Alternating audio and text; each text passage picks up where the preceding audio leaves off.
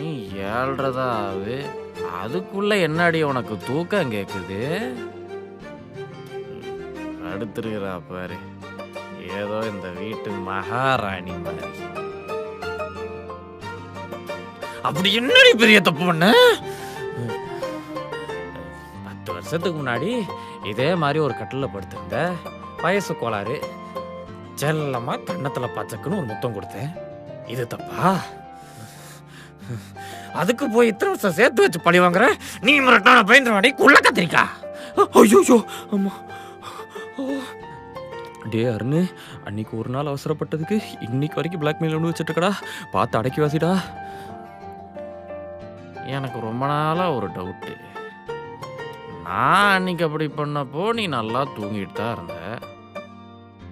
அப்புறம் எப்படி நான் முத்தம் கொடுத்தது உனக்கு தெரியும்? சொல்லு, பதில் சொல்றி வெண்ணம் அவளே.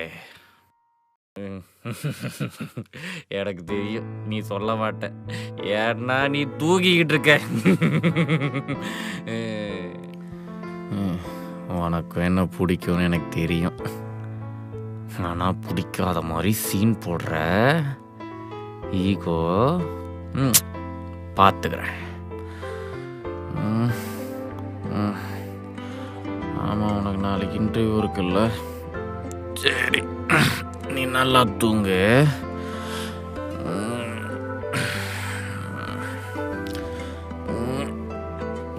நல்லா கலிஃபோர்னியா பர்ரிட்டோ மாதிரியே இருக்கா.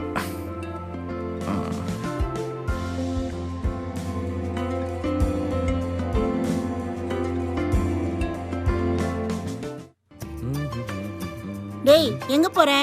வேறங்க, ஃப்ரெண்ட்ஸை பார்க்க தான். விளையாடுறியா? அவளை இன்டர்வியூ கூட்டிட்டு போகணும்னு சொன்னல. ஏமா நீ வேற ஏமா புரியாம?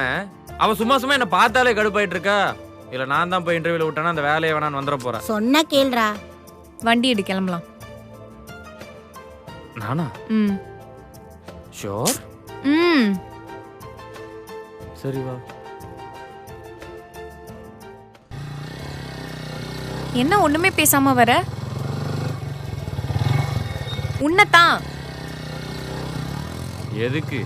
நான் ஏதாவது பேசி அப்புறம் நீ நைட்டு ஃபுல்லாக படித்ததெல்லாம் மறந்து போய் இன்டர்வியூவில் கேட்குற கொஸ்டின்கெல்லாம் தப்பு தப்பாக பதில் சொல்லி வேலை போய் அதை ஏன் தலையில் கட்டுருக்கா? எனக்கு இதுக்கு வந்து உன்கிட்ட போய் கேட்டேன் பாரு.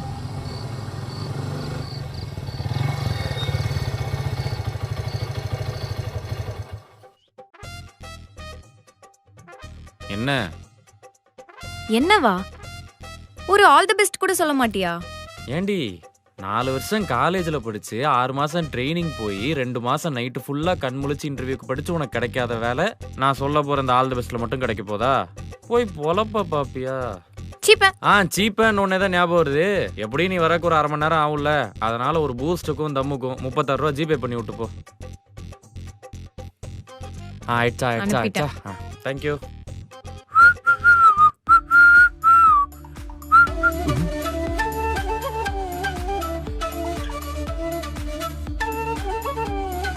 எனக்கு ஈகோலாம் கிடையாது. ஆனா சின்ன வயசுல இருந்து ஒரு கெட்ட பழக்கம் இருக்கு. யாராச்சும் எனக்கு ஏதாவது கொடுத்தாங்கன்னா அதை நான் எத்தனை வருஷம் ஆனாலும் திரும்ப கொடுத்துருவேன்.